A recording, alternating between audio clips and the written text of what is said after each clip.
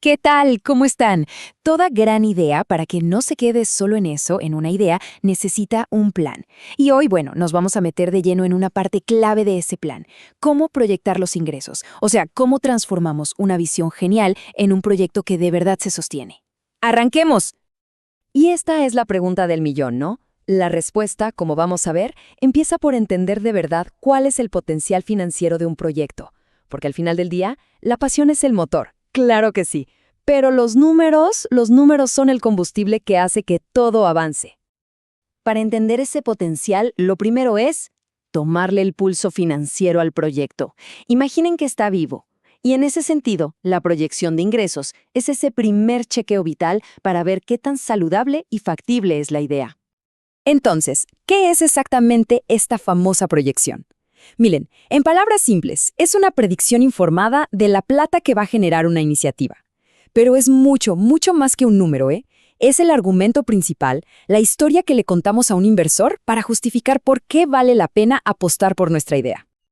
Ahora, a ver, ojo aquí, que este es un punto súper importante y donde mucha gente se confunde. No todo el dinero que entra por ventas se queda en el bolsillo. Hay que tener clarísima una distinción desde el minuto uno.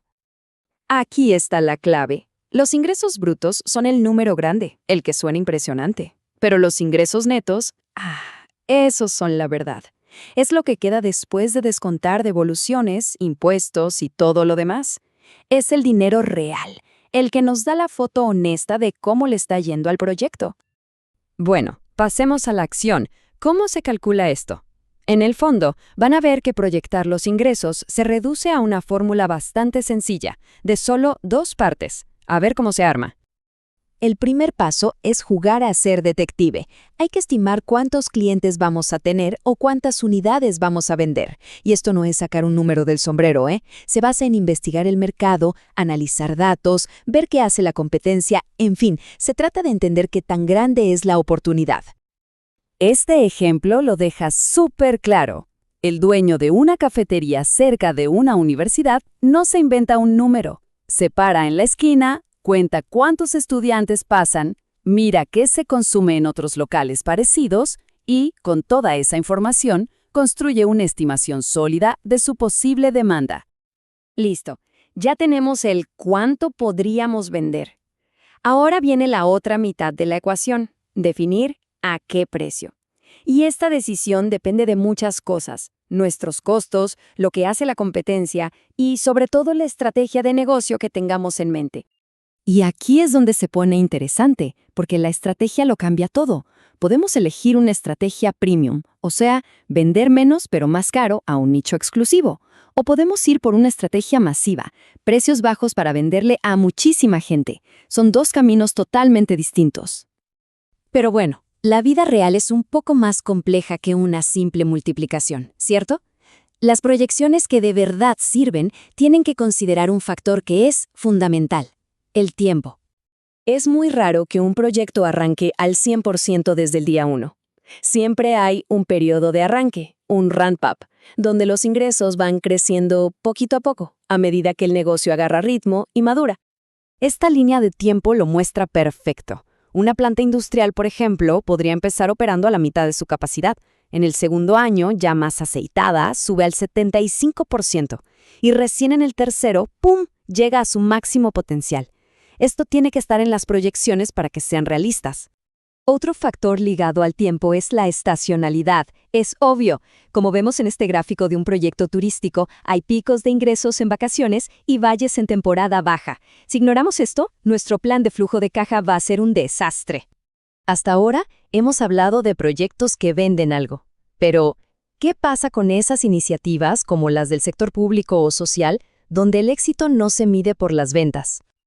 Es una pregunta importantísima. ¿Cómo se mide el valor de un proyecto que no tiene un precio de venta, como una biblioteca o un parque? Bueno, la respuesta está en un concepto muy interesante: el ingreso equivalente. El ingreso equivalente es una forma de ponerle un número al valor que genera un proyecto, aunque no entre dinero directamente.